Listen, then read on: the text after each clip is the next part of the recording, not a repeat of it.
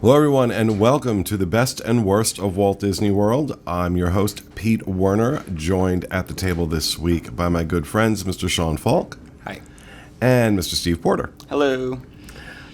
This week's episode, we are going to talk about the best and worst pools at the Disney resorts. And few surprises. And rather than doing this as two separate shows, we're just doing one. We put a poll up on Facebook recently asking you guys to weigh in, and these are your results. We had to do a poll on this because we haven't tried all of these pools, so we really can't tell you. So we're going to start with the 5 best, starting with number 5 at Disney's Port Orleans Resort French Quarter, the Doubloon Lagoon, 3.8% of the vote. This is a fun pool. That's the one with the lizard with the sliding? Yeah. That's kind of a cool pool. He kind of throws up children, the lizard, because he kind of slide through his mouth. But it's cool. It's a fun pool. Makes sense. It would be number 5. Number 4, I also think, is right on the money. Disney's Coronado Springs Resort, the lost city of, what is it, Cibola? I think so, yeah. Ebola. The Ebola pool at Coronado Springs. Significantly higher than French Quarter at 6.8% of the vote, and that's cool because it's got that that Aztec temple. It's really well. When I think of like Disney theming, they hit it on the. They really did. Yeah, no, I like this one a lot. I don't remember that other lizard one, but that's not ringing any bells for me. But the one for Coronado, I really like that one. It's really well themed, and I will say this past weekend area, I got to experience more of Coronado Springs because on one of the food court show, I had said that I don't like Coronado Springs. This time, I actually got to see the Rancho side of things, whereas anytime I've ever been, I only saw the other part, like the towers areas or whatever that's there, and I really, really liked it this time around. Like, that area is really nice and it's more updated and everything. So that's a correction on my part. I do like that area for sure. So I absolutely love Coronado Springs. I had never been over to that side, I like it. I think it is so underrated, and I think if more people tried it, they'd be surprised. Some people just don't like it, and I understand that. It's very sprawling, very spread out. Especially if you're in a building far away. Well, and I also think sometimes when conferences are in town, people don't like being around that. When they're out trying to be on their family vacation and you have all these businessmen and women around, it kind of takes you out of that vacation vibe. Right. But I love Coronado. Number 3 goes to the Art of Animation Resort, the Big Blue Pool, 7.2% of the vote, just slightly ahead of Coronado Springs, and I'm having trouble remembering this pool. It's got a lot of jellyfish. There's a lot. It's very Finding Nemo themed. It's Finding Nemo. If you go underwater, you can actually hear the Finding Nemo characters. So there's that little neat touch that that's why I think it's a little bit higher. Yeah, I really like that. Yeah. It's right outside the food court area, so you can see it right from the food court. I think it's really easy access. Was one of the first, I don't know how many value pools have this now, but I know it was one of the first value pools to have a gate around it. You had to check, use your Magic Band to get in. A lot of the deluxe pools have that because of people wanting to use, the Polynesians pool or some of the deluxe pools. But this was actually one of the first value pools that had that for the same reason, that people were going over to Art of Animation because it's such a cool pool. And I think one of the other reasons it's pretty high is because usually, especially at the value hotels, if you're going to be at All-Star or even with some of the other ones, even Riverside and stuff, it's kind of a journey to find a pool. It can be a hassle a bit to find one, but with Art of Animation, it's the center. All the buildings are facing the pool right in the middle of the whole thing, so it's very easy to do that. So number 2 is also not a big surprise. A Polynesian Village Resort, the Lava Pool. 9.1% of the vote. And again, I think this moved up several points after that whole pool area was completely redone. Out of the hot tub, totally refurbed. Well, the hot tub thing, that was a pet peeve of mine. For a deluxe resort to not have one. I thought that was so bizarre when you have moderates Right. that have hot tubs, and I was stunned by it. I was stunned by it. So that they finally added one, I thought was good. Of course, the resort was under construction for like 100 years to do it, Right. but well worth. Oh, Once yeah. they were done with all that construction, it was so worth it. Oh, It yeah. was incredible. Maybe not if you were paying all that money to stay there when there were Right, jackhammers outside your window, but so yeah, number 2, the lava pool at the Polynesian. And number 1, absolutely no surprise whatsoever here with Ran a away. whopping 39% of the vote. Disney's Yacht and Beach Club Resort, Stormalong Bay. This is and has been, since the beginning of time, the most popular pool. I've heard people refer to this as a mini water park. I think that's overselling it. It's, one of its features is it's a sand bottom pool, which is kind of cool. It also has a really cool slide, which I almost broke my back on once. Jeez. Well, I was slightly bigger than I am now. I stopped in the middle of the slide, Oh no. and they let the guy behind me go, and he came right into the back of me. Oh. And this was years and years ago. They didn't handle it well. Oh no. Because I said, why don't you have some kind of red light, green light? The lifeguards at the top and the lifeguard at the bottom can't see. Right. Like, the lifeguard at the bottom can't see if anybody's coming down. The lifeguard at the top can't see how far down somebody's gone, if they've gone to the end, before they let somebody else go. So there's no red light, green light. I don't know if that's changed. That was the case years ago. But, this is by far one of the biggest selling points for staying at the Yacht and Beach Club. And this was the pool that eventually brought about the policy of no pool hopping. Right. Because there was a time where it was okay. But everybody wanted, they wanted to stay at the All-Stars and come over to Stormalong Bay. So they are very, very strict at this resort. They want to see your Magic Band. They want to make sure you're a guest at that resort. Oh yeah.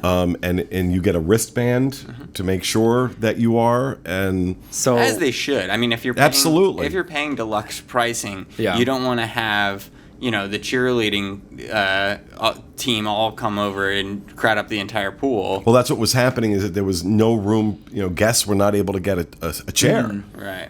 because the place was overrun with visiting people. Visiting. other visitors. I mean, I've not gotten to actually do the pool. I've heard tales of this enchanted sand bottom pool or whatever, and I've tried many times to go over there, and I mean, Pete can tell you, like, I can pretty much get in anywhere. I will weasel my way in. I will find a way to do anything on this earth. I think I could get to space if I really tried. But for some reason, I cannot get in this hotel. I cannot get in this pool. I don't know why. It's like a huge, blow to my ego here that I cannot get them. You got to have, passport and credentials. It's like getting into North Korea or into the White House or something. It's this whole process, and I'm like, oh, because I've never stayed there, so I'm like, oh, I've not gotten to go in there. So someday, we'll see. I'll get in there someday. it's beautiful, beautiful pool. Absolutely deserves its spot. Before we go on to worse, though, I did want to just say, I think it would be awesome if there was a way that annual pass holders could, and I would pay this extra fee if it was depending on how much it was, but if it was $75 extra on your annual pass to get a pool hopping addition to your annual pass, I think To that would be allow so you, cool. when you're staying at a resort, to pool hop, or just, Or an you annual know what, pass. I'm going to go spend the day over at... Yeah. I mean, they would obviously have to set it to an amount that these It's a great pools- idea. They had have to set it to an amount that these pools wouldn't be overrun. So, if it's $100 to have a For deluxe healthy pools. amount of people Yeah. that aren't overrunning them. But I think you just gave Disney an idea. No question that Stormalong Bay, most popular one, and I think your idea, Steve, of charging people extra on the annual pass, that could be interesting. But all right, enough of that. Let's talk about what you think the worst pools at Walt Disney World are. Number 5 surprises me. Doesn't surprise me. Not overwhelmingly surprised, but surprised nonetheless because it's the Contemporary, the main pool at the Contemporary. And the reason, look, there's nothing overtly special about the pool. It's kind of, it's kind of dated because it was built in 71, so, but I think, the view it has across Bay Lake is really cool. And, the marina right there and stuff, but I don't think it deserves to be I think that high on the worst list. I think this vote comes from the fact that you're paying Contemporary prices and you have a pool that's, worse than a lot of the moderate resorts pools. Yeah. Yes, you have the intangible things like being right on Bay Lake, but that comes with staying at the Contemporary. So I don't include that as part of what the pool offers me. Right. And the pool's at the back, right? Isn't it behind? Yeah, it's on the other side, so on the Bay Lake side. Right. So, I mean, to me, it's a thing of, for one, like with the pricing issue, like, if I've always stayed at value or moderate resorts and I decided to, try a deluxe one this time or whatever, and I did that, and I was like, well, the pool's way worse, like, so that's disappointing. But also, I was talking about it a bit with you earlier, the back of Contemporary has this weird bug issue, in my opinion. Like, there's always these gnats everywhere, no matter, and I think that's probably part of it too. Like, you can't open your mouth while you're walking. It's that bad sometimes because they'll just like go in your mouth. So, well, it's interesting you mentioned the Bay Lake pool. That's down a couple of notches on this list. It's like number 7. Contemporary, 6.1% of the vote, just ahead of the number 6 by literally one vote right now is All-Star Music Piano Pool. But number 4 is another deluxe resort, the Boardwalk, the Luna Park pool. It's just creepy. It is because that pool, in fact, was themed after Stephen King's novel It, with Pennywise the clown throwing up children out of its mouth. I think people are going to take you literal on No, that. it really isn't. It really is not themed, but I've always called it the It pool, or the Pennywise the clown pool, because it is the creepiest damn thing. It really is. And at night, if you have a room that overlooks that pool at night, You open up your window, it's like, ah! and there's like this like glowing clown head. It's kind of creepy, but I really think that's it. I think the reason this pool, the only reason I can think of that this pool would be that number 4 on this list, 6.6% of the vote, is that. I think it's also it's a fairly small pool compared to other, even the all-star pools and everything like that. I think it's well. I think the all-star pools are always large because of the number of people. Because of the number of people, but it's just a rooms. thing of like at the boardwalk. I don't know. I just to me, I've always seen it, and I'm like, oh, it's kind of small for what it is. Which I guess there's not a lot of that kind of spacing for a grand pool like the all-star does. But I don't know. Well. Number 3 on our list, no love among our audience for the All-Star Sports Resort. Man, it tops every worst list we have that relates to a resort, whether it's the resort itself, the food court, or in this case, the pool, ends up on our worst list. 7.9% saying the Surfboard Bay Pool. And there's more than one at the All-Stars. Mm-hmm. The Surfboard Bay Pool is the 3rd worst at Walt Disney World. Which I don't think I've ever been to this pool, so I don't know how much I can comment, but I will say I'm not surprised with All-Star Sports. It's part of a larger discussion that we'll have in a moment. Number 2, Pop Century, the computer pool at Pop Century, 10.5% of the vote. But topping our list of worst resort pools is All-Star Sports other pool, the Grand Slam pool. Okay, yeah. At 13% of the vote is the worst pool. Which is pretty bad because some of these all-star value resorts have one of the worst, but then it looks like there's another one that's a little bit further down the list. So if you really were into having a pool day, if you're at Pop Century or something, you could go to the bowling pool, which apparently is a lot lower on this list. But with all-star sports guests, they don't have, it's like, do we go to the absolute worst or the 3rd worst? You know what, just because we've done, best and worst resorts. We've done best and worst food courts. Now we're doing best and worst pools and all-star sports. All-star sports, mind you. None of the all-stars do well, but all-star sports seems to top the list. I think I need to go stay there. I need to see is it really this bad, or are people? I always stayed there. Like I always stayed at All Star Sports. Like whenever coming to the parks, I never had any issues I never had a problem. I have to go and see. I mean, I don't know. Like looking at these results, and they're pretty definitive results. They're not. It's not like a squeaker here. And this was with all of them. I have to wonder. I mean. Are they murdering people in their sleep at this resort? What is going on? I think honestly that it's got to be not because it's like the All-Star specifically or whatever, but the reason it's not as leveled out between all three of them, because the pools are pretty much the same. I mean, the one at Music has the same pool. It's just like a guitar shape or a piano or whatever. So there's not that big of a difference. The only thing I can think is that if people came on vacation and it was the cheerleader groups and those types, they usually stay at All-Star Sports. They must have been like 1,000 of them in the pools, and they must have been like we could never get at the pools, and it was really annoying as a thing, specifically because there's not really a difference between these pools and the ones at All-Star Movies and All-Star Music. Like they're the same really general concept, so it's got to be a crowd control issue. I'm anxious to find out. I actually think I'm going to go stay. Are you going to get a regular room or like a? Well, I mean, look, what are the options? I mean, really, it's, I might get a preferred room that's just closer to the main building, okay.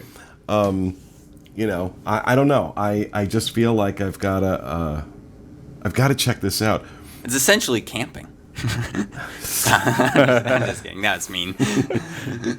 No, look, there's a need for resorts in this price range. Mm-hmm. People want to come have the Disney experience. Not everybody has the money, even for moderates, certainly deluxes.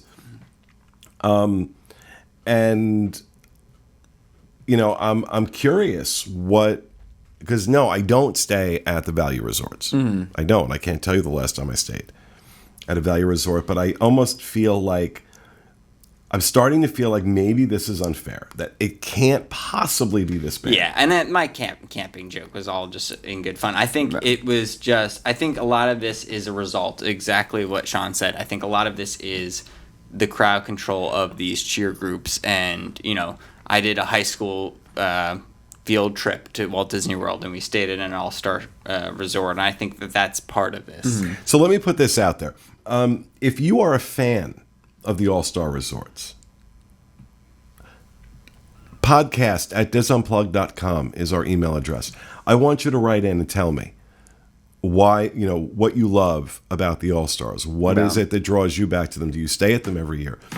I'm starting to feel a sense of unfairness here, and I want to find out if it's accurate or not. I will say, most of the time I always stayed at all-star resorts as a kid. There were twice. We did Riverside once, we did Caribbean Beach once, or whatever, to kind of do a little bit of an upgrade. But for us afterwards, we ended up going back to the all-star ones because we were just the type of people who came. The hotel was just a hotel to sleep, and it was convenient that we could fly in and use the Disney bus system, mm-hmm. and we wanted the cheapest price to sleep in a bed, and you get all the perks that go along with staying on property. So we never really used the pools. We were set. We're here to do parks. We're here to do stuff at Disney, Disney themed stuff. So that was where we were at as far as that went. So we never did bother with moderate. I think that if your family is coming for a vacation and you have even one extra day of we're just going to have a hangout at the hotel day, I would probably spend the extra $30 a night to stay at a moderate, because it's a better experience in my opinion overall. But if you're we don't care too much about the hotel, we're just doing parks, and at night we might need to get something from what's apparently a terrible food court, but we just need food or whatever at night, then by all means the value's the way to go. All-Star is perfectly fine for that. Well, and some people don't even need to use the food court at all because they get breakfast, lunch, and dinner in the park. They bring food, yeah. Or they bring food. Right, but if you're we know a lot of British people and like people from Europe come and they stay at Disney, or even from Brazil, they stay for like a month at the parks. If I came and was staying at the All-Star resorts for a month, like that would be, you'd run out of stuff to do pretty quickly, and you'd be a little like, oh, probably should have gotten that upgrade or stayed somewhere a little better, in my opinion. So maybe that's part of it too, is like people are coming and, having days off and wanting to use the pools and all that kind of stuff. And they're like, the other hotels had a lot more going for them if you're having just hotel days or like resort days instead of park days every day. Yeah. So very interesting. And so All-Star Sports Grand Slam Pool tops our list as the worst pool at a Disney resort, and Disney's Yacht and Beach Club's Stormalong Bay tops the list for the best pool at Walt Disney World. And there you have it. We hope you enjoyed this show. We'll be back with you again next week with another episode of the best and worst of Walt Disney World. Have a great week, everybody.